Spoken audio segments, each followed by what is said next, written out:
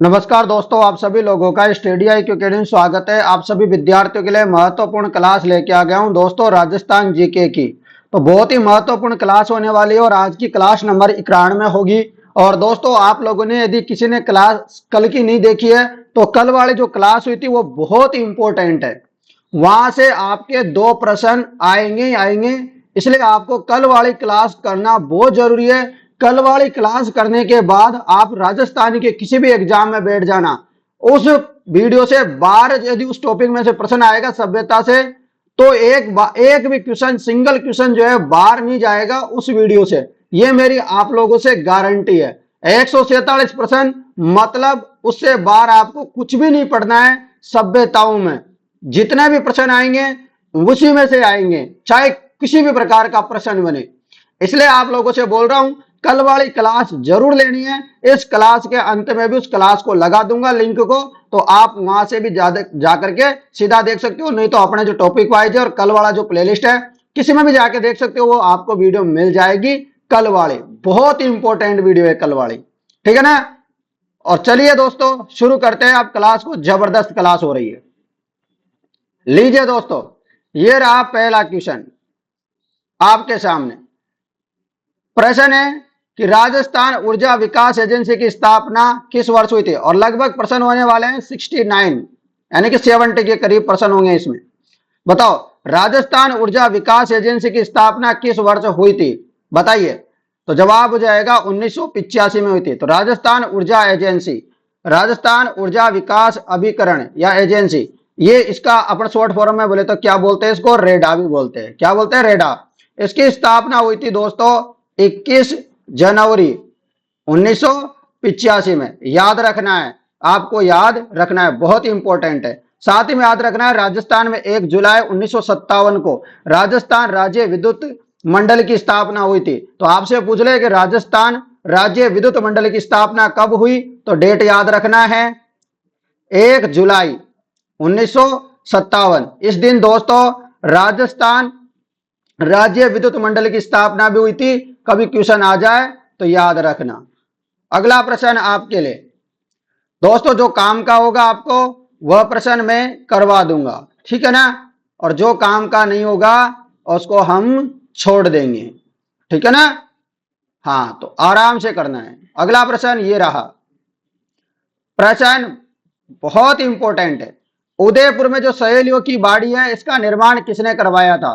तो आपसे मैं पूछना चाहता हूं, सहेलियों की बाड़ी का तो आ गया। उदयपुर में सहेलियों का मंदिर कहां है, सहेलियों का मंदिर और सहेलियों का जो है बाजार कहां पर है, कमेंट करके बताओ। इतने में पहले मैं बता देता हूं कि उदयपुर में जो सहेलियों की बाड़ी है इसका निर्माण किसने करवाया था। तो महाराणा संग्राम सिंह ने करवाया था। महाराणा सांगा ने नहीं, ये दूसरे संग्राम सिंह है। तो उन्होंने निर्माण करवाया था दोस्तों सहेलियों की बाड़ी का उदयपुर में। दूसरी बात आपको बता दूं, जो सहेलियों का मंदिर है ये झालावाड़ में, और सहेलियों का बाजार है जो अजमेर में है। क्या है, अजमेर में है। सहेलियों का बाजार अजमेर और सहेलियों का मंदिर झालावाड़। रख लेना याद, बहुत इंपॉर्टेंट है। अगला प्रश्न, प्रश्न है गेबर झील कहां स्थित है। तो गेब सागर, सॉरी गेबर झील नहीं, गेब सागर झील कहां पर है, बताओ। गेब सागर झील हो जाएगी डूंगरपुर में। कहां पे स्थित है गेब सागर झील, डूंगरपुर में स्थित है। और इसका निर्माण करवाया था महारावल। कौन था, महारावल दोस्तों गोपीनाथ ने, महारावल गोपीनाथ ने इसका निर्माण करवाया था। आपको याद रखना है।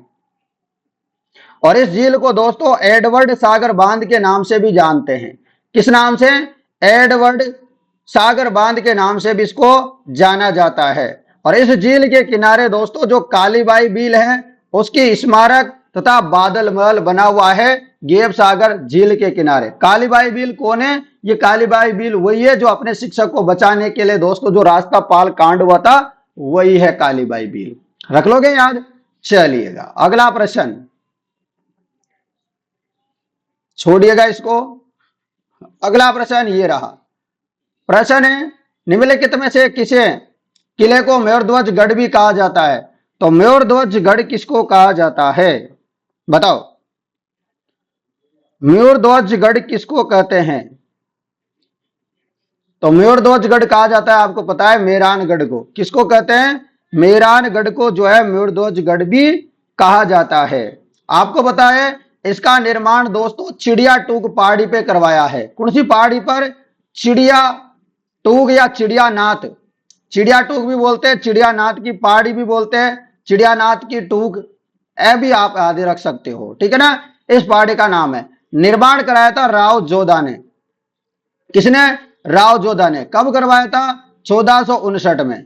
और उदयपुर किले, उदयपुर का निर्माण कब हुआ था? तो उदयपुर का भी आपको याद रखना है 1559 में, यानी कि 100 साल बाद उदयपुर का निर्माण हुआ था, जोधपुर के बाद। ये बात भी आप जो है ऐसे याद रख सकते हो, ठीक है मित्रों। और मेहरानगढ़ जो जोधपुर का है, इसको मेहरानगढ़ दुर्ग को दोस्तों मयूरध्वजगढ़, गढ़ चिंतामणि, जोधपुर दुर्ग आदि जो है उपनामों से जाना जाता है।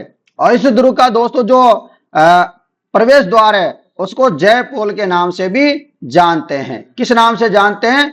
जय पोल के नाम से भी जाना जाता है। अगला प्रश्न, अगला प्रश्न है आपके लिए, देखते हैं कौन सा है। ये रहा प्रश्न। प्रश्न है आपके लिए, राजस्थान के किस जिले में आना सागर झील है? आना सागर झील कहां पे है? तो आना सागर झील कहां पे है? सभी विद्यार्थियों को पता होगा। आना सागर झील दोस्तों अजमेर में है। कहां है? अजमेर में स्थित है। आना सागर झील हो गई, फाय सागर झील हो गई, ये सब झील कहां पर है? ये सब झील है अजमेर में। कहां पे? अजमेर में। पुष्कर झील भी है अजमेर में। आपको पता होगा दोस्तों ये अजमेर में है। और इसका निर्माण जो चंद्रा नदी है, कौन सी नदी? चंद्रा नदी। चंद्रा नदी का पानी रोक करके इसका निर्माण करवाया था। किसने? किसने निर्माण करवाया था आना सागर झील का? आना जी का, देखो यहां पर अर्णोराज, अर्णोराज के नाम पर ही जो है इसका नाम पड़ गया आना सागर। तो अर्णोराज ने इसका निर्माण करवाया था, आपको याद रखना है। और आगे बता दूं इसके बारे में, बहुत इंपॉर्टेंट बात है कि जहांगीर ने इस झील के पास दौलत बाग का निर्माण करवाया था। किसने? जहांगीर ने इस झील के पास दौलत बाग का निर्माण करवाया था, आपको याद रखना है, जिसे वर्तमान में क्या कहते हैं हम? सुभाष उद्यान कहते हैं। तो दौलत बाग में जहांगीर ने क्या किया था? दौलत बाग में जहांगीर ने अंग्रेज राजदूत सर टॉमस रो से क्या की थी? वार्ता भी की थी। यह भी आपको याद रखना है। बहुत इंपॉर्टेंट प्रश्न है, यहां से कोई भी प्रश्न बाहर नहीं जाएगा। पोमचा क्या है? आपको बताना है कि पोमचा क्या है। तो पोमचा क्या है बताओ, सभी विद्यार्थी बताएंगे। तो पोमचा क्या है? रंगाई की शैली है पोमचा। क्या है? रंगाई की शैली है पोमचा।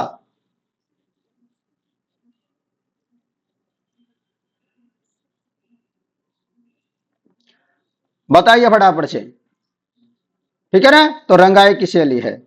आपको पता है लाल गुलाबी पोमचा होता है वो बेटी के जन्म पर देने का रिवाज है। और जो पीला पोमचा होता है, लाल पीला पोमचा, ये बेटे के जन्म पर देने का रिवाज है। तो ये भी आपको याद रखना है। अगला प्रश्न, इसको छोड़िएगा, आपके काम का नहीं है, इसको देखिएगा। प्रश्न है, जयपुर में मीनाकारी की कला महाराजा मानसिंह प्रथम कहां से लाए थे? तो जयपुर में मीनाकारी की जो कला है वो आपको बताना है कि महाराजा जो मानसिंह थे वो कहां से लेके आए थे। तो कहां से लाए थे? लाहौर से लाए थे भाई। कहां से लाए थे? लाहौर से लाए थे। आपको याद रखना है जयपुर की प्रसिद्ध जो मीनाकारी है ये जो है लाहौर से लाई गई थी। तो ये भी आपको याद रखना है। सोने के आभूषणों पर कीमती पत्थरों की जो जड़ाई करने का काम होता है उसी को मीनाकारी कहते हैं। तो ये आपको याद रखना है। तो ये इंपॉर्टेंट है आपके लिए। और इसके प्रसिद्ध कलाकार कौन है आपसे पूछे, तो इसके प्रसिद्ध कलाकार है कुदरत सिंह। क्या नाम है? कुदरत सिंह। रख लोगे याद? कुदरत सिंह है, आपको याद रखना है, वेरी इंपॉर्टेंट। चलिएगा अगला प्रश्न आपके लिए ये रहा। प्रश्न है, बीकानेर के अनूप सिंह को औरंगजेब ने किस उपाधि से सम्मानित किया था? आपको बताना है कि बीकानेर के अनूप सिंह को औरंगजेब ने किस उपाधि से सम्मानित किया था। चलिएगा क्या हो जाएगा जवाब? जवाब हो जाएगा माही मरातिब। तो बीकानेर के अनूप सिंह को औरंगजेब ने किस उपाधि से सम्मानित किया था? तो माही मरातव की उपाधि से सम्मानित किया था, आपको याद रखना है। और अनूप सिंह का कार्यकाल कितना था, कब से कब तक था? यह भी बहुत बार क्वेश्चन आ जाता है। तो 1669 से लेकर के 1698 तक इनका जो है कार्यकाल रहा था। और इनके पुत्र कौन थे? कर्ण सिंह, नहीं नहीं सॉरी, ये जो अनूप सिंह थे किसके पुत्र थे? कर्ण सिंह के। किसके? कर्ण सिंह के। ऐसे कंफ्यूजन नहीं होना है, आपको अच्छे से याद रखना है, इंपॉर्टेंट है। जैसे अभी हाल ही में कोई एग्जाम हुआ था, उसमें जो है पिताजी का नाम पूछ लिया था, तो क्या पता आपके भी ऐसे जो है प्रश्न आ जाए, ठीक है ना? तो आपको ऐसे आपको याद रखना है। औरंगजेब ने जो है अनूप सिंह को माई मरातिब की उपाधि दी थी, ये बात भी याद रखनी है। अगला प्रश्न आपके लिए लीजिएगा, ये रहे प्रश्न। प्रश्न है मालानी पहाड़ी में स्थित है। मालानी पहाड़ी में क्या स्थित है?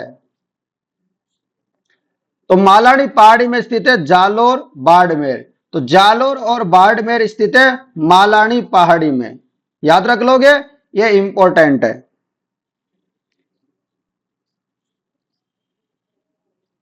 नेक्स्ट प्रश्न बहुत इंपॉर्टेंट है प्रश्न। त्रिपुरा सुंदरी माता का मंदिर कहां है? यह प्रश्न बहुत बार आता है मैच द फॉलोइंग में, और इस प्रकार अलग से भी आ जाता है। बताओ त्रिपुरा सुंदरी माता का मंदिर कहां है? तो आपको याद रखना है त्रिपुरा सुंदरी माता का मंदिर कहां पर है। तो ये दोस्तों आपका जवाब हो जाएगा तलवाड़ा बांसवाड़ा। क्या हो जाएगा? तलवाड़ा बांसवाड़ा। कभी कभी क्या करता है, तिलवाड़ा लिख देता है और बाड़मेर लिख देता है और गड़बड़ करवा देता है आप लोगों से, मैच द फॉलोइंग करवाता है जब, ठीक है ना? तो या फिर उनमें से कौन सा सही नहीं है, ऐसा पूछता है ना कभी कभी, तो तिलवाड़ा लिख देता है और बाड़मेर लिख देता है, तो ये गलत हो जाएगा। तिलवाड़ा बाड़मेर नहीं होगा, त्रिपुरा सुंदरी माता का मंदिर तलवाड़ा बाड़मेर में, याद रखना। इस माता जी का एक और अन्य नाम है तुरताई माता। और ये जो पांचाल जाति होती है ना, उसकी क्या है, कुल देवी है। और पांडवों ने यहाँ पर 88 ऋषियों को भोजन करवाया था। और इस मूर्ति की पीठ पर क्या है, श्री यंत्र क्या है, अंकित है। तो इतनी बात आपको याद रखनी है।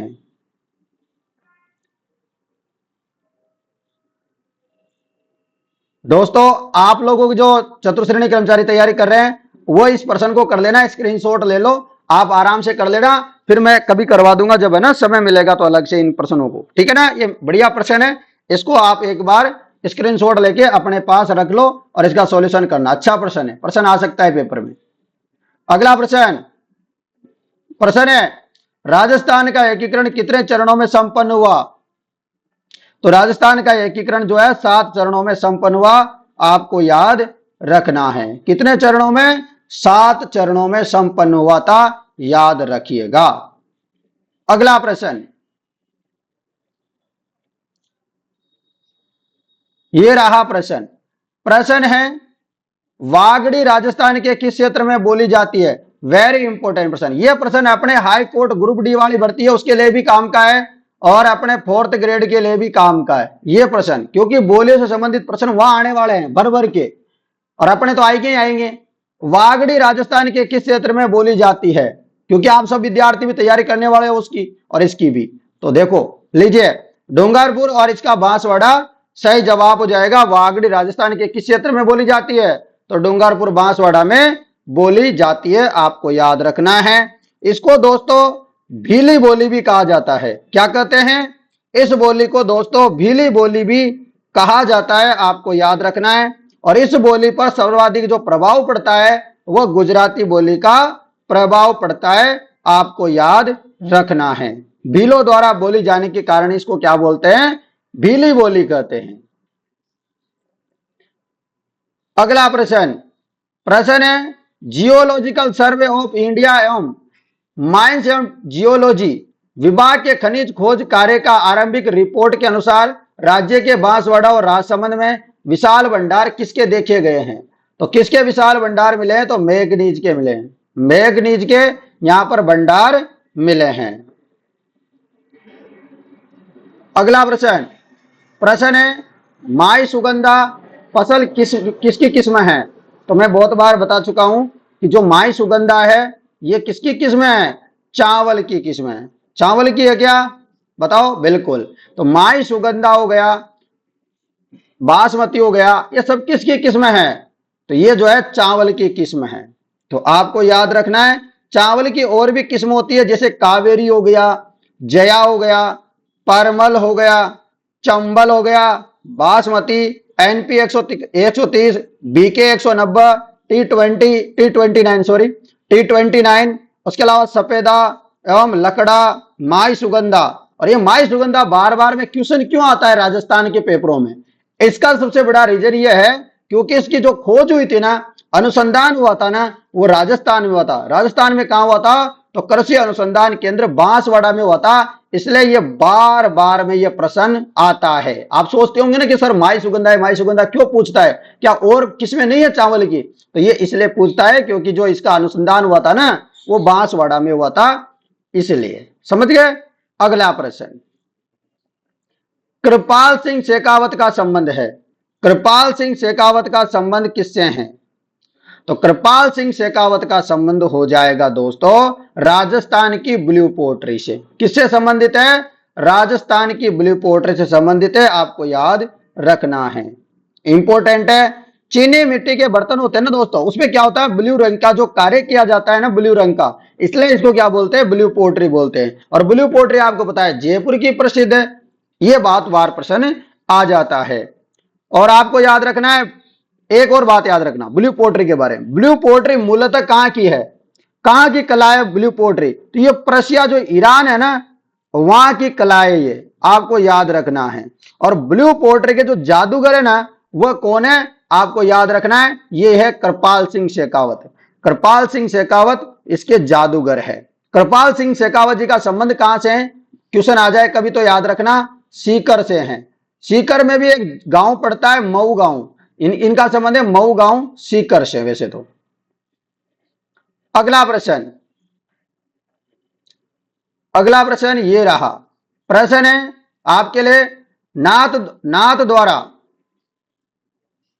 प्रशस्ति राजस्थान किस रियासत से संबंधित है?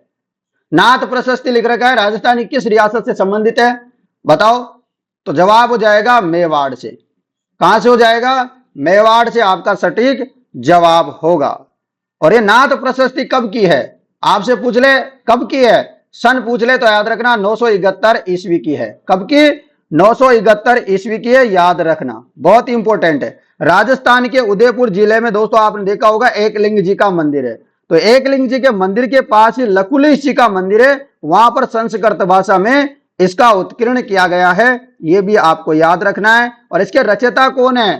तो रचयिता बहुत बार एक क्वेश्चन आ जाए तो याद रखना, इसके रचयिता है आम्र, आम्र कवि। ठीक है ना, याद रख लोगे, इंपॉर्टेंट है। और नाथ प्रशस्ति जो है इसमें बाप्पा रावल, नागदा नगर और जो है गुहिल राजाओं का इसमें क्या मिलता है? वर्णन देखने को मिलता है, उनकी जानकारी इसमें मिलती है। अगला प्रश्न,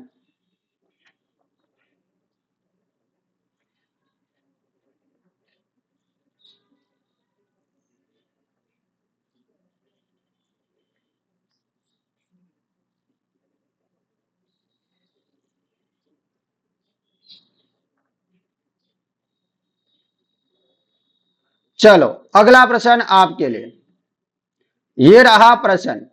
प्रश्न है जामर कोटड़ा खाने के लिए जानी जाती है। तो जामर कोटड़ा खान को किसके लिए जानते हैं? बताओ। जामर कोटड़ा खान जानी जाती है, जामर कोटड़ा खान जानी जाती है रोग पोस्टपेट के लिए। किसके लिए? रोग पोस्टपेट के लिए जानी जाती है जामर कोटड़ा की खान, याद रखना। और ये जामर कोटड़ा जगह कहां पड़ती है? तो जामर कोटड़ा जो जगह पड़ती है ये पड़ती है उदयपुर में। तो उदयपुर में क्या मिलता है? रोग पोस्टपेट मिलता है, आपको याद रखना है, इंपॉर्टेंट है आपके लिए। इसे 1999 में राज्य सरकार ने क्या दिया था? सर्वश्रेष्ठ खान का खिताब भी जीत चुकी है, ये खान आपको याद रखना है। चलिएगा और रॉक फॉस्फेट उसके अलावा दोस्तों कहां मिलता है? जैसलमेर में मिलता है और बांसवाड़ा में मिलता है। तो ये दो जिले और याद रख लेना उदयपुर के अलावा, जैसलमेर और बाड़मेर में भी मिलता है। अगला प्रश्न, प्रश्न है राजस्थान वानिकी एवं जैव विविधता परियोजना किसके द्वारा प्रायोजित है? किसके द्वारा चलाई जा रही है? बताओ। राजस्थान वानिकी एवं जैव विविधता परियोजना, बहुत अच्छा क्वेश्चन है, बहुत बार ये प्रश्न आ रखा है। बताओ। और इसका जवाब बार बार में एक ही होता है, जापान अंतरराष्ट्रीय कोऑपरेशन एजेंसी। इंपॉर्टेंट है, लगा लो। बहुत बार ये प्रश्न आ चुका है, अब तक रिकॉर्ड तोड़ रखा है इस प्रश्न ने भी आने का। अगला प्रश्न है आपके लिए कि बरड़ का किसान आंदोलन किस रियासत से संबंधित है? तो बरड़ का किसान आंदोलन किस रियासत से संबंधित है? किस रियासत से संबंधित है भाई? तो जवाब हो जाएगा बूंदी से। तो बरड़ किसान आंदोलन किससे संबंधित है? बूंदी से संबंधित है।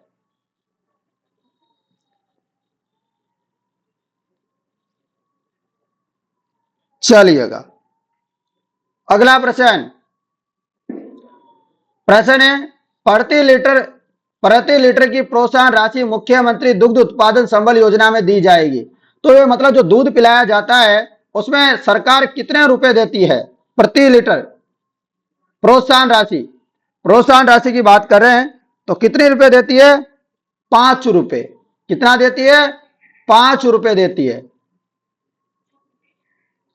अगला प्रश्न, प्रश्न है बहुत बढ़िया, 13 ताली नृत्य किस देवता को समर्पित है? और ये यहाँ का आकर्षण केंद्र भी रहता है। तो बाबा रामदेव जी का क्या है? समर्पित है। 13 ताली नृत्य कामड़ जाति की जो कामड़ समुदाय जो संप्रदाय होता है उसकी जो महिलाएं होती है वो 13 ताली नृत्य करती है, अपने पांव हाथों में जो है 13 मंजीरा बांध करके। अगला प्रश्न, प्रश्न है देवनारायण जी का जो मुख्य पूजा स्थल में स्थित है, तो भगवान देवनारायण जी का जो मुख्य पूजा स्थल है वो कहां पर है? आपको बताना है। चलो बताओ फटाफट। तो आप सभी को पता होगा आसिंद भीलवाड़ा में। कहां पर? आसिंद भीलवाड़ा में स्थित है, याद रखना, आसिंद भीलवाड़ा में स्थित है। चलिएगा अगला प्रश्न, प्रश्न ये रहा, प्रश्न है आप सभी विद्यार्थियों के लिए कि जो है विश्व आदिवासी दिवस कब मनाया जाता है? विश्व आदिवासी दिवस कब मनाया जाता है? तो विश्व आदिवासी दिवस प्रतिवर्ष 9 अगस्त को मनाया जाता है। कब मनाया जाता है? 9 अगस्त को मनाया जाता है प्रतिवर्ष। अगला प्रश्न है आपके लिए,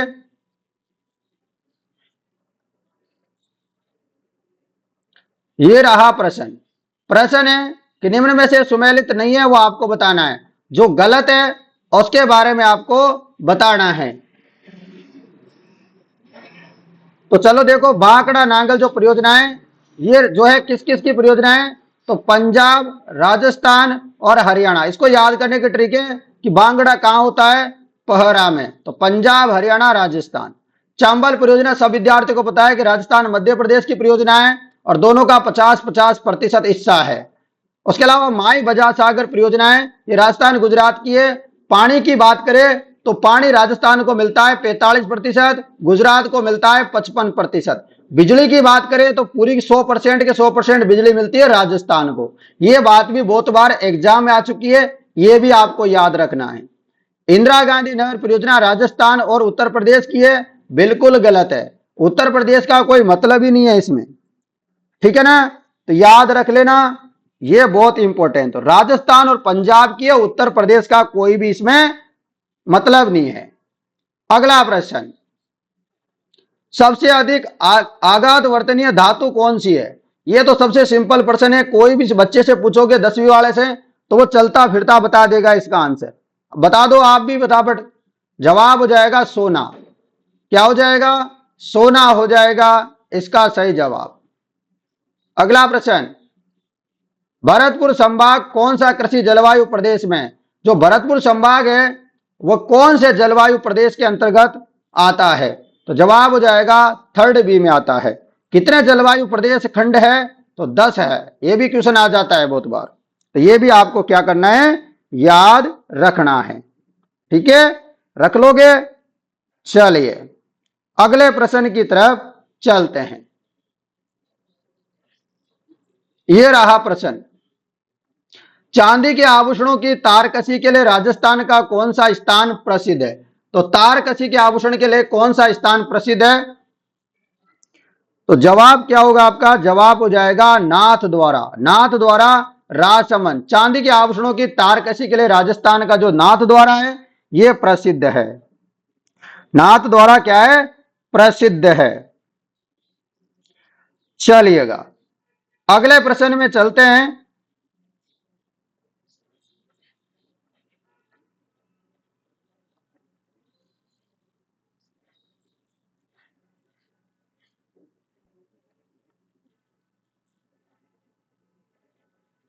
यह प्रश्न आएगा नहीं, अब तो जो प्रश्न आ सकता है वही करना है। यह प्रश्न आप कर लेना, घर पे बैठे बैठे आप इसको कर लेना। अच्छा प्रश्न है, ठीक है ना? स्क्रीनशॉट ले लो। अगला प्रश्न, विद्युत विभव का एसआई मात्रक क्या है? विद्युत विभव का एसआई मात्रक होता है वोल्ट। क्या होता है? विद्युत विभव का एसआई मात्रक वोल्ट होता है। नेक्स्ट क्वेश्चन, क्वेश्चन है, निम्न में से कौन सा जिला सिद्धमुख परियोजना से सिंचाई जो है जल प्राप्त नहीं करता है? तो सिद्ध आपको बताना है, बताओ फटाफट से। सिद्धमुख परियोजना से सिंचाई जल प्राप्त नहीं करता है, तो जवाब हो जाएगा बीकानेर। क्या होगा? बीकानेर इसका सही जवाब हो जाएगा।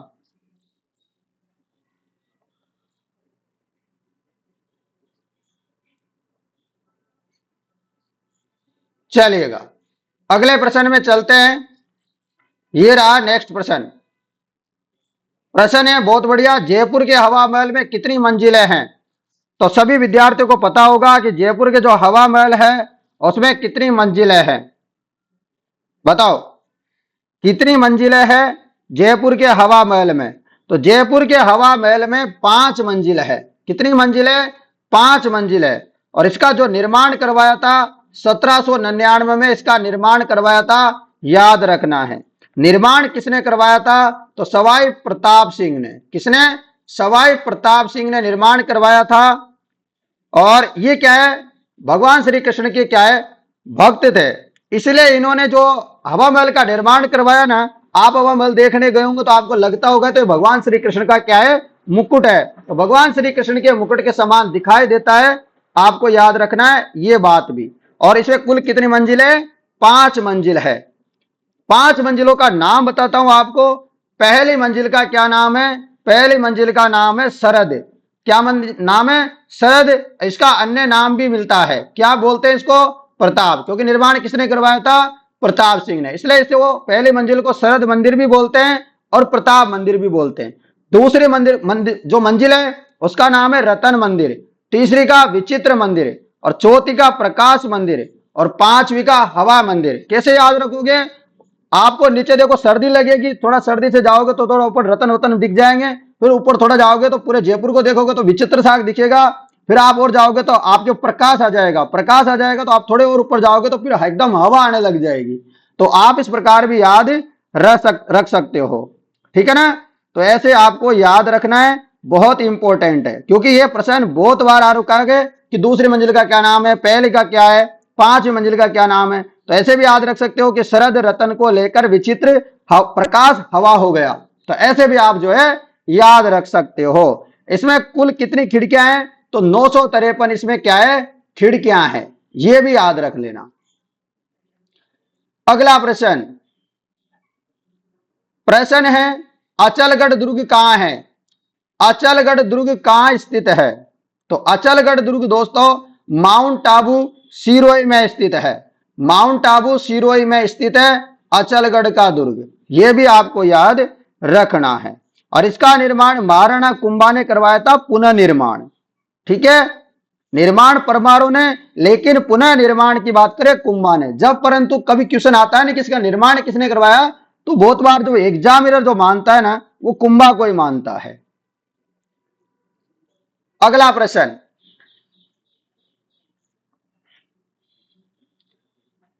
प्रश्न है आपके लिए, राजस्थान का कौन सा मेला आदिवासियों का कुंभ कहलाता है?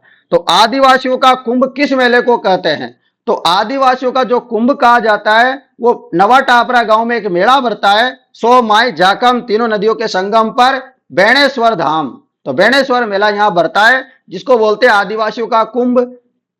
ये इंपॉर्टेंट है, आपको याद रखना है, ठीक है ना। तीनों नदियों का त्रिवेणी संगम होता है सो माई जाखम का। और यहां पर जो भगवान शिव की जो क्या है शिवलिंग है, वह खंडित शिवलिंग है, उसकी यहां पर पूजा होती है।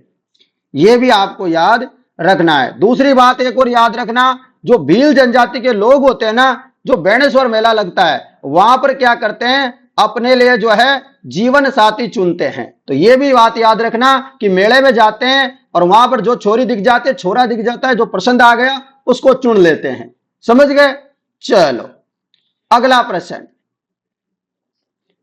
ये रहा अगला प्रश्न आपके लिए। प्रश्न है, उदयपुर के राजमहल में चितेरों की ओवरी की स्थापना किसने की थी? तो चितेरों की ओवरी की स्थापना किसने की थी? तो महाराणा जगत सिंह ने इसकी स्थापना की थी, चितेरोरी ओवरी की। किसने? महाराणा जगत सिंह ने। अगला प्रश्न, चलिएगा ये रहा अगला प्रश्न आपके लिए।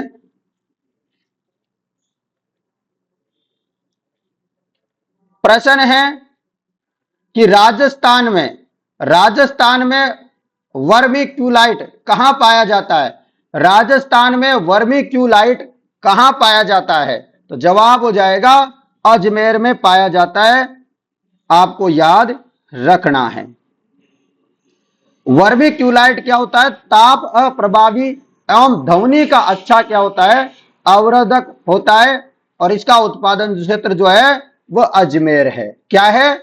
अजमेर है। नेक्स्ट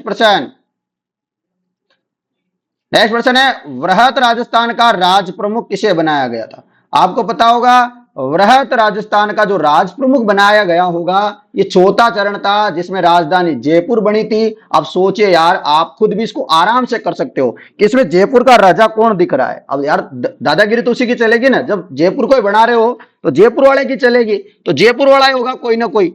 बताओ कौन था वृहत राजस्थान का राज प्रमुख? बताओ।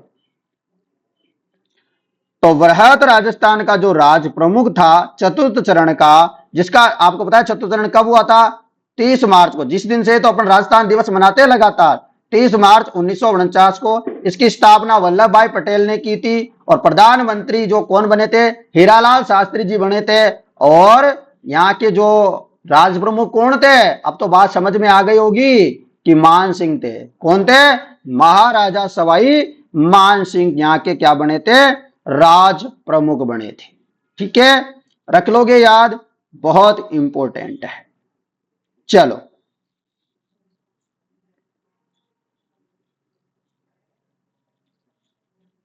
अगला प्रश्न है आपके लिए,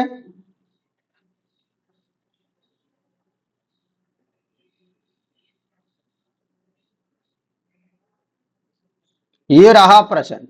प्रश्न क्या है? निम्न में से कौन सी आंतरिक अपवाह की नदी है?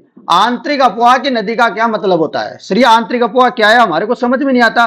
तो आंतरिक अपवाह वो होता है, मतलब जो नदी जैसे राजस्थान में बहती है और वो राजस्थान में जैसे वो समुद्र में नहीं जाए, कहीं भी जाकर के किसी भी नदी में नहीं मिले, और वो क्या हो जाए, गायब हो जाए कहीं भी। ठीक है ना, जैसे जादू वाला करता है ना, वैसे समझ लो कि वो गायब हो गई चलती फिरती कहीं भी जाकर के नदी। ठीक है ना, मरुस्थल में जाकर के या कहीं भी जाकर के, तो उसको क्या बोलेंगे? आंतरिक अपवाह की नदी उसको हम बोलने वाले हैं। तो क्या होगा, कौन सी नदी है इसमें से? बताओ। अब बात समझ में आ गई आपको? तो चलो बताओ। तो सबको पता है कि जो साबी नदी है ना, ये क्या है? आंतरिक अफवाह की नदी है। साबी नदी जो है आंतरिक अफवाह की नदी है। अब आंतरिक अफवाह की कौन कौन सी नदियां हैं, उनका नाम बता दूं तो कभी क्वेश्चन आए तो याद रखना। तो बता दूं, गग्गर, कांतली, काकनी, साबी, मैंथा, रूपनगढ़, रूपारेल और साबरमती। साबरमती नहीं, सॉरी, सागरमती। साबरमती अलग है, साबरमती तो आपको पता है अरब सागर तंत्र की नदी है। अरब सागर वाली जो नदियां है ना, वो है साबरमती, तो जिसकी सहायक नदी वाकल, हसवा में, ये है ना, ठीक है ना। तो आपको क्या याद रखना है, ये जो है सागरमती है। सागरमती और साबरमती अलग अलग है। कभी क्वेश्चन आ जाए तो याद रखना कि सागरमती अलग है और साबरमती अलग है, ठीक है। और अगला प्रश्न आपको याद रखना है कि जो है अरब सागर की नदियां कौन कौन सी है। तो अरब सागर की नदी हो जाएगी जैसे लूनी हो गई, माई हो गई, और उसके अलावा जाखम, सोम, साबरमती, पश्चिमी बनास ध्यान से सुनना, सूखड़ी, जवाई, जोजड़ी, मीठड़ी, ये नदियां अरब सागर की है। और बंगाल की खाड़ी की जो नदियां है ना, वो तो आपको पता होगा, जैसे चंबल हो गई, बनास हो गया, कोटारी है, काली सिंध है, बाणगंगा है, पार्वती है, परवन, बामणी, चाकन, गंभीरी, कुन्नू, मेज, मासी और खारी, जिनमें से दो नदियों का संगम तो मेरे गांव में होता है, चंबल और मेज का। तो ठीक है ना। चलिएगा अगला प्रश्न आपके लिए। प्रश्न है, निम्न में से किस रियासत ने 1857 की क्रांति के दौरान अंग्रेजों की सहायता नहीं की। तो अंग्रेजों की सहायता किसने नहीं की थी, आपको बताना है। 1857 की क्रांति में अंग्रेजों की जो है सहायता नहीं की थी। तो कोटा ने नहीं की थी। किसने नहीं की थी, कोटा ने सहायता नहीं की थी। आपको पता है कोटा के तो राजा को बंदी बना लिया था, क्या ही सहायता करेगा। अगला प्रश्न, प्रश्न है, गोविंद गुरु ने भीलों एवं गरासियों को किस माध्यम से संगठित किया था। तो गोविंद गुरु ने आपको पता है कौन सा आंदोलन चलाया था, क्या किया था इन्होंने, कौन सी सभा बनाई थी, क्या था मामला। तो आपको पता है संप सभा की स्थापना की थी इन्होंने 1883 में। ये आपको याद रखना है, रख लोगे। चलिएगा चलते हैं अगले प्रश्न में। ये रहा प्रश्न, इसको छोड़िएगा, वैसे तो कोई काम का नहीं है ये प्रश्न अपने, तो अभी तो पुराना हो गया। अगला प्रश्न, गागरोन का किला किस प्रकार का दुर्ग है। तो गागरोन का किला मैं बहुत बार बता चुका हूं कि जल दुर्ग है। कौन सा दुर्ग है, जल दुर्ग है, आपको याद रखना है। गागरोन झालावाड़ में स्थित है। कहां है, गागरोन झालावाड़ में स्थित है, ये आपको याद रखना है। चलिएगा अगले प्रश्न में चलते हैं। आपसे क्वेश्चन पूछ ले, मान लो कि असंभव क्या है, असंभव घटना, मतलब वो घटना घट ही नहीं सकती, तो उसकी प्रायिकता क्या हो जाएगी। मान लो कोई घटना है वो घट ही नहीं सकती, तो उसकी प्रायिकता होती है 0। और सभी प्रायिकताओं की बात करें, मान लो कि जो जितनी भी प्रायिकता है किससे ज्यादा नहीं हो सकती। यदि क्वेश्चन आ जाए ऐसा तो 1 से ज्यादा कभी भी नहीं हो सकती प्रायिकता। ये भी बात आप जो है याद रख लेना कभी क्वेश्चन आए तो। अगला प्रश्न आपके लिए। प्रश्न है, निम्नलिखित में से किसने करौली को अपनी राजधानी बनाया था। तो करौली को राजधानी किसने बनाया था। तो करौली को जो राजधानी बनाया था ना, वो धर्मपाल द्वितीय ने बनाया था। किसने, धर्मपाल द्वितीय ने करौली को क्या बनाया था, राजधानी बनाया था। अगला प्रश्न, प्रश्न ये रहा, देखो अपन ने जो कल क्लास ली थी ना, उस क्लास में ये सारे के सारे प्रश्न मिलेंगे। इसलिए बता रहा हूं कि आपको यदि सभ्यता पढ़नी है तो कल के 147 प्रश्न पढ़ लेना, एक भी प्रश्न बाहर नहीं जाएगा, ये प्रश्न भी उसमें मिल जाएगा। निम्नलिखित में से किसने कालीबंगा सभ्यता की खोज की है। तो कालीबंगा सभ्यता की खोज की थी अमलानंद घोष ने की थी। कब की थी ये भी मैंने उसमें पढ़ाया था, 1951-52 में किया था।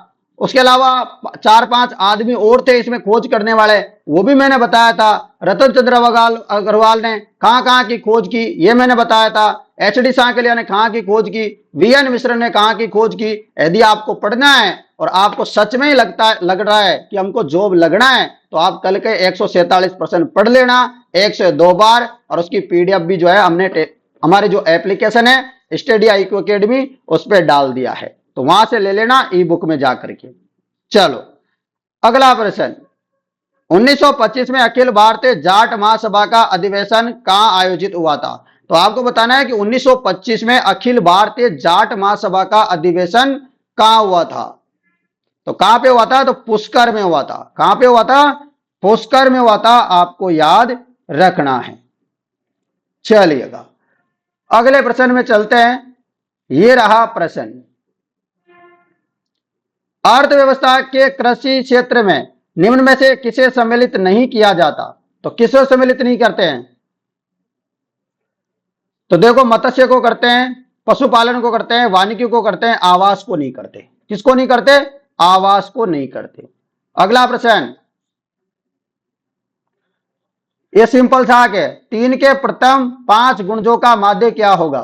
तो 3 के प्रथम 5 गुणजों का माध्यम कैसे होगा? तो 3 हो जाएगा, 3 के बाद क्या आता है? 6, 6 के बाद 9, फिर बताओ 12 और 15। अब सिंपल सा है, इसमें जो बीच में दिख रहा है ना, 2 इधर से छोड़ो और 2 इधर से छोड़ो, अब माध्य यही होगा। सिंपल है एकदम। ऐसे प्रश्न तो चलते फिरते कर सकते हो आप लोग। क्या कर सकते हो? चलते फिरते। अब आप ऐसे भी कर सकते हो कि इसको, इन सारों को जोड़ो और फिर 5 को भाग दे दो, तो भी 9 आएगा। या आप सीधा ऐसे 3 के 5 गुणज लिखोगे और जो बीच वाला दिख गया वो भी अपना आंसर होगा। आप तो ऐसे कर सकते हो, ये सिंपल है, सबसे बेस्ट ये तरीका है। और या तो फिर आप जोड़ने बैठोगे कि 15 और 12 और 9 और 6 और 3 कितने होते हैं, फिर 5 का भाग दोगे तो बड़ा लफड़ा हो गया ना। इससे बढ़िया 3 के गुणा 5 लिख दो, ठीक है, और बीच का जो आ जाए 9 अपना आंसर हो जाएगा। सिंपल सा है। तो ऐसे भी आप जो है मैथ के प्रश्नों को कर सकते हो। मैं सोचूंगा किसी दिन जो है मैथ की क्लास भी ले लूंगा, ठीक है ना। अगला प्रश्न आपके लिए, ये रहा प्रश्न, आमेर का जगत शिरोमणि मंदिर किसकी याद में बनवाया गया था? तो आमेर का जो जगत शिरोमणि मंदिर है ना, ये किसकी याद में बनवाया था? बताओ। जगत शिरोमणि जो मंदिर है, यह जगत सिंह की याद में बनवाया था। किसकी याद में? जगत सिंह की याद में बनवाया था। अगला प्रश्न देखो, सिंपल सा प्रश्न है। अब देखो यार, ऐसे ऐसे प्रश्न आते हैं ना, ऐसे प्रश्न आपके पेपर में भी आएंगे। 400 का वर्गमूल कितना होता है? बताओ। 20 होता है। प्लस करो, ठीक है ना। यहां 4 पॉइंट के बाद 4 जीरो दिख रहे हैं, 4 संख्या दिख रही पॉइंट के बाद, तो मतलब 2 के पहले पॉइंट आएगा, आएगा 2 अंकों के पॉइंट आएगा, मतलब यहां 20 हो जाएगा, ठीक है ना। पॉइंट 20 हो जाएगा। प्लस फिर क्या करना है? 0 पॉइंट, फिर भी मतलब 2 के आगे पॉइंट आना चाहिए। तो 4 का वर्गमूल क्या होता है? 2। अब इसको जोड़ लो, 20, क्या आंसर आ जाएगा? 20। अब इसमें जोड़ो, तो 20 में अपन को जोड़ना है पॉइंट 20 और पॉइंट 02, पॉइंट 02 जोड़ना है। तो जवाब क्या हो जाएगा? 20 पॉइंट क्या हो जाएगा? 22। किस ऑप्शन में दिख रहा है? ये रहा। सिंपल सा आंसर है। तो आपके ऐसे पेपर में प्रश्न आने वाले हैं। अच्छा लग रहा है ना। तो मैंने कुछ कुछ प्रश्न मैथ के भी करवा दिया, आप मैथ मैथ करते रहते थे, तो 2-4 तो हो गए अपने। चलो अगला प्रश्न ये रहा। प्रश्न है, एक जिला एक उत्पाद ओडीओपी कार्यक्रम के तहत जयपुर से निम्नलिखित में से किस उत्पाद को चिन्हित किया गया है? बिल्कुल सब विद्यार्थी को पता होगा इस प्रश्न का जवाब। तो क्या हो जाएगा जवाब? जवाब हो जाएगा ब्लू पोट्री। क्या होगा? Blue pottery. बहुत सारे बच्चे रतन आभूषण कर देंगे तो गलत हो जाएगा, रतन आभूषण को नहीं, ब्लू पोट्री होगा। वैसे रतन आभूषण के लिए भी जयपुर को जाना जाता है, परंतु इसका जवाब क्या होगा? ब्लू पोट्री होगा। ऐसे प्रश्न भी आते हैं, सिंपल है ये प्रश्न भी। इसको भाग दो, इसको फिर इसमें दो, फिर ऐसे ऐसे करते जाओगे तो इसका आंसर आ जाएगा एकदम सिंपल सा तरीके से। और इसका आंसर क्या हो जाएगा मैं बता देता हूं, आप सॉल्यूशन कर लेना। 1/2 हो जाएगा। सिंपल है एकदम, कुछ भी बड़ा बात नहीं है इसमें। तो अगला प्रश्न, प्रश्न है, टेलीमेडिसिन योजना का उद्घाटन किया गया। तो टेलीमेडिसिन योजना का उद्घाटन किस जिले में किया गया था? झालावाड़ में। कहां पर? झालावाड़ में किया गया था। अगला प्रश्न, इस्माइल कार्यक्रम का संबंध है। अरे इस्माइल कार्यक्रम का संबंध तो आप सबको पता होगा ना, शिक्षा क्षेत्र से संबंधित है। कोरोना के टाइम में ये मामला चला था, इस्माइल कार्यक्रम। इस्माइल कार्यक्रम 1.0, 2.0, 3.0 ऐसे कार्यक्रम चला था ना। बिल्कुल, तो सबको पता होगा। अगला प्रश्न, राजस्थान के किस शहर में राष्ट्रीय संचारी रोग केंद्र स्थित है? तो संचारी रोग केंद्र कहां पर है? तो जवाब हो जाएगा अलवर में। कहां पर है? अलवर में स्थित है। अगला प्रश्न, राज रत्नाकर का लेखक कौन है? राज रत्नाकर का लेखक हो जाएगा सदाशिव भट्ट। कौन है? सदाशिव भट्ट जो है राज रत्नाकर के लेखक है। कौन है? सदाशिव भट्ट। रख लोगे याद। उसके अलावा एक क्वेश्चन, दो क्वेश्चन और बता देता हूं जो बुक से संबंधित आता है। कानड़ देव प्रबंध किसकी रचना है? बहुत बार क्वेश्चन आता है। कानड़ देव प्रबंध किसकी रचना है? तो पद्मनाभ की। अचल दास खिचड़ी वचनिका किसकी है? शिवदास गार्डन की। कुवलमाला किसकी है? उदोतन सूरी की। वंश भास्कर किसकी है? सती रासो किसकी है? विशल देव रासो किसकी है? आपको बताना है वंश भास्कर और सती रासो किसकी है, बताओ। वंश भास्कर और सती रासो जो है सूर्यमल मिश्रण की है। विशल देव रासो जो है नरपति नालय की है। खुमान रासो दलपति विजय की। और विजयपाल रासो, अभी रासो रासो आ रहा है, इसके चक्कर में गलती मत कर देना। तो विजयपाल रासो है नल्ल सिंह की। पृथ्वीराज रासो चंद्र बरदाई की। बहुत बार क्वेश्चन आता है। हमीर महाकाव्य वेरी इंपॉर्टेंट, नरेंद्र चंद्र सूरी। प्रबंध कोश बहुत बार आ रहा है, ये जितने भी मैं बता रहा हूं सबसे ज्यादा रिपीट होते हैं। राजशेखर का। अमर काव्य वंशावली रणछोड़ भट्ट की। राज रत्नाकर किसकी रचना है? और राज विनोद, ये सब जो है रचना है किसकी? सदाशिव भट्ट की। याद रख लेना। अगला प्रश्न, ताल छापर अभ्यारण्य कुड़ है, बताओ। ताल छापर अभ्यारण्य आपको पता है चूरू में है। और प्रश्न अपन से ये नहीं पूछा गया कहां पे है, ये पूछा गया है किसके लिए प्रसिद्ध है, तो कृष्ण मृग के लिए प्रसिद्ध है। रख लोगे याद। अगला प्रश्न,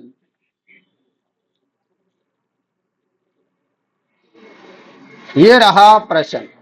प्रश्न है, निम्नलिखित में से बीकानेर के शासकों में से किसने खानवा के युद्ध में राणा सांगा की ओर से भाग लिया था? तो बीकानेर का कौन सा शासक था जिसने राणा सांगा का जो है साथ दिया था खानवा के युद्ध में? तो जवाब हो जाएगा राव कल्याणमल। क्या होगा? राव कल्याणमल इसका सही जवाब हो जाएगा। और ये राव कल्याणमल किसका पुत्र था? राव जेत सिंह ने भेजा था अपने पुत्र राव कल्याणमल को। ठीक है। अगला प्रश्न,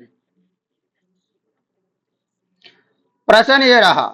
प्रश्न है, राजस्थान में झुंझुनू जिले में खेतड़ी तहसील में किस गांव में अयस्क से लोहा बनाने की भट्टियां मिली है? तो मैं आपको कल जो प्रश्न करवाया था ना, उसमें ये प्रश्न भी था। मैंने इसके बारे में, सुनारी सभ्यता के बारे में आपको एक एक बात बताई। नगरी के बारे में बताया, नगरी चित्तौड़ में पड़ता है। नगरी जो है किसकी राजधानी थी? मध्यमिका की राजधानी थी। बागौर के बारे में मैंने एक एक जानकारी बताई, बरौर के बारे में बताई। यार आपको क्या चाहिए? कल की क्लास ले ली होगी ना, तो बता रहा हूं ऐसे प्रश्नों को तो चुटकियों में उड़ा दोगे। तो कल वाली क्लास जरूर देख लेना। अगला प्रश्न आपके लिए ये रहा प्रश्न। प्रश्न है, डबोक हवाई अड्डा किस जिले में? डबोक हवाई अड्डा कहां है? तो डबोक हवाई अड्डा सबको पता होगा, उदयपुर में है। इसको महाराणा प्रताप हवाई अड्डा भी बोलते हैं और डबोक हवाई अड्डा भी बोला जाता है। अगला प्रश्न, प्रश्न है, सिरोही राज्य के साथ अंग्रेजों ने संधि कब की थी? सबसे अंत में। यदि ऐसे क्वेश्चन पूछ ले आपसे कि सबसे अंत में संधि करने वाला राज्य कौन सा था, तो यह आपको याद रखना है, सिरोही था अंत में। और अंत का मतलब 1823 में इसने क्या की थी? संधि की थी। याद रख लेना। अगला प्रश्न, टोडगढ़ रावली वन्य जीव अभ्यारण्य किस जिले में नहीं है? टोडगढ़ रावली वन्य जीव अभ्यारण्य किस जिले में नहीं है? तो ये दोस्तों टोंक में नहीं है, अजमेर में, राजसमंद में, पाली में है। टोंक में नहीं है।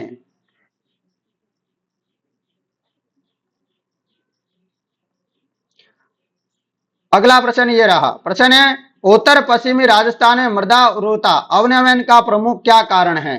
तो क्या कारण है बताइए। तो जवाब हो जाएगा जल भराव। क्या कारण है? मृदा उर्वरता में अवनयन का प्रमुख कारण है उत्तर पश्चिमी राजस्थान में जल भराव। ठीक है। अगला प्रश्न, प्रश्न है, रूमा देवी को मारवाड़ रत्न से नवाजा गया, वे आपको बताना है। रूमा देवी कहां से संबंधित है आपको पता है। रूमा देवी बड़ी चर्चा में रहती है, या आरएस में, वन रक्षक में, बहुत ज्यादा पेपरों में आया हुआ प्रश्न है रूमा देवी के बारे में। ठीक है ना, क्योंकि रूमा देवी जो है महिलाओं को जो है आगे बढ़ाने का काम करती है। और आप लोगों ने कहीं ना कहीं इनको जरूर देखा होगा, फेसबुक, इंस्टाग्राम, कहीं तो देखा ही होगा। ठीक है ना, अखबार में देखा होगा। तो जवाब हो जाएगा ये बाड़मेर से संबंधित है रूमा देवी। अगला प्रश्न, प्रश्न है, निम्नलिखित में से कौन सी रेड क्लिफ रेखा में रूप में जानी जाती है? तो रेड क्लिफ रेखा के रूप में जानी जाती है, जो भारत पाकिस्तान की जो सीमा है ना, एक अपने राजस्थान के साथ कितने किलोमीटर की सीमा बनाती है रेड क्लिफ रेखा? 1070 की। अपने राजस्थान की बात कर रहा हूं मैं केवल। तो ये भारत पाकिस्तान की जो सीमा है उसको बोलते हैं रेड क्लिफ की रेखा। और आपसे 1070 पूछेगा, आपसे पूरे भारत की नहीं पूछने वाला। अगला प्रश्न, प्रश्न ये रहा आपके लिए कि निम्नलिखित में से कौन सा अभ्यारण्य राजस्थान में स्थित नहीं है? तो इनमें से कौन सा अभ्यारण्य जो राजस्थान में, देखो सीता माता है, प्रतापगढ़ में रामसर है, रामसागर है, शेरगढ़ है, मानस है क्या? मानस है क्या राजस्थान में? बिल्कुल भी नहीं है, मानस राजस्थान में नहीं है। ठीक है ना? चलो अगले प्रश्न में चलते हैं।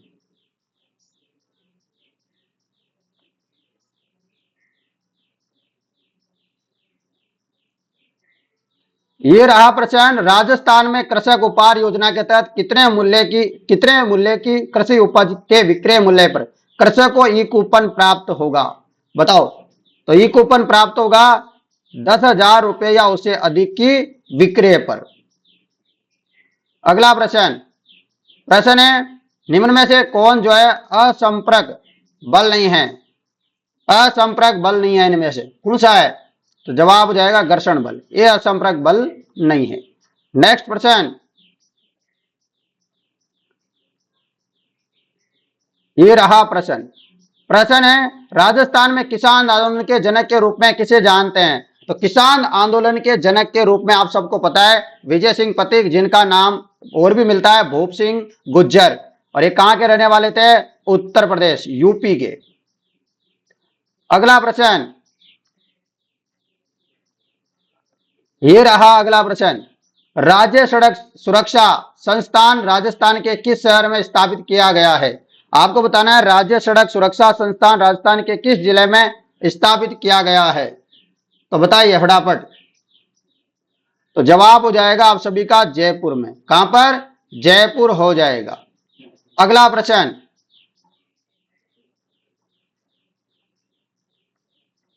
ये रहा प्रश्न। प्रश्न है निम्नलिखित में से किसने भारतीय प्राचीन लिपि माला नामक ग्रंथ की रचना की? तो भारतीय प्राचीन लिपि माला नामक ग्रंथ की रचना की थी, किसने की थी भाई? तो जवाब हो जाएगा गौरीशंकर हीराचंद ओझा, GH ओझा ने। ठीक है। अगला प्रश्न, प्रश्न है विजय सिंह पथिक ने राजस्थान केसरी का प्रकाशन प्रथमतया कहां से प्रारंभ किया था? तो कहां से प्रारंभ किया था? जवाब हो जाएगा वर्धा। वर्धा कहां है? महाराष्ट्र में है। यहां से इन्होंने दोस्तों शुरुआत की थी राजस्थान केसरी समाचार पत्र की। अगला प्रश्न, प्रश्न है रणखार रिजोर्व कहां पर है? रणखार रिजोर्व कहां पे है? जालोर में है। कहां पे है? जालोर में स्थित है, आपको याद रखना है। तो ये बहुत इंपॉर्टेंट प्रश्न थे, लगभग 70 से भी अधिक प्रश्न थे। और आपको कितने प्रश्न आए इसमें से कमेंट करके बताना, आप सभी के सभी विद्यार्थी। बहुत इंपॉर्टेंट थे ये प्रश्न, सभी विद्यार्थियों के लिए क्लास बहुत इंपॉर्टेंट थी। वीडियो को आप ज्यादा से ज्यादा शेयर करना, और इसकी पीडीएफ में जो है टेलीग्राम ग्रुप है अपना स्टडी IQ अकेडमी, जो डिस्क्रिप्शन में लिंक मिल जाएगा आपको टेलीग्राम का, वहां से इस पीडीएफ को ले लेना। रात के 10 बजे ये पीडीएफ आपको मिल जाएगी। कितने बजे? 10 बजे आपको ये पीडीएफ मिल जाएगी। किसी को पीडीएफ नहीं मिले तो ये मेरे मोबाइल नंबर है 80 58 59 87 08, इस पे संपर्क कर लेना। ठीक है ना? और ये पीडीएफ आपको टेलीग्राम पे मिल जाएगी। आज की डेट नोट कर लो, ये टेलीग्राम पर हमेशा पड़ी रहेगी। 16 जून है आज। कभी भी यदि मान लो आज के बाद कोई बच्चा वीडियो देख रहा है तो देख लेना, 16 जून को रात के 10 बजे आप जाकर के पीडीएफ चेक कर लेना, टेलीग्राम पे मिल जाएगी पक्का। ठीक है ना? तो आप टेलीग्राम पे देख लेना, आज ये पीडीएफ मिल जाएगी। सभी विद्यार्थी वहां से डाउनलोड कर लेना पीडीएफ को। और अभी ऑफर चल रहा है दोस्तों। ऑफर क्या चल रहा है मैं बताता हूं अभी आपको, 1 मिनट रुक जाओ।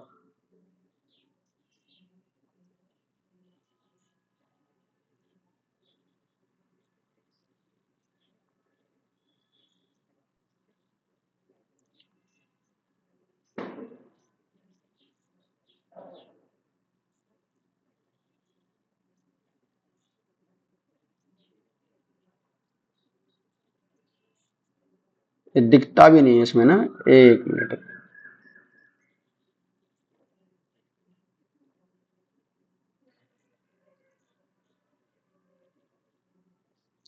मैं एक मिनट ट्राई करता हूं।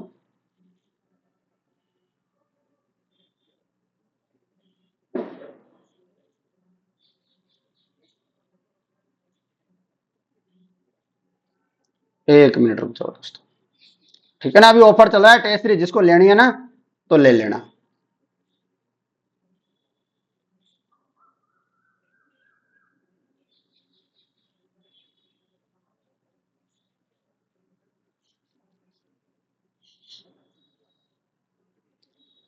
एक मिनट रुक जाओ।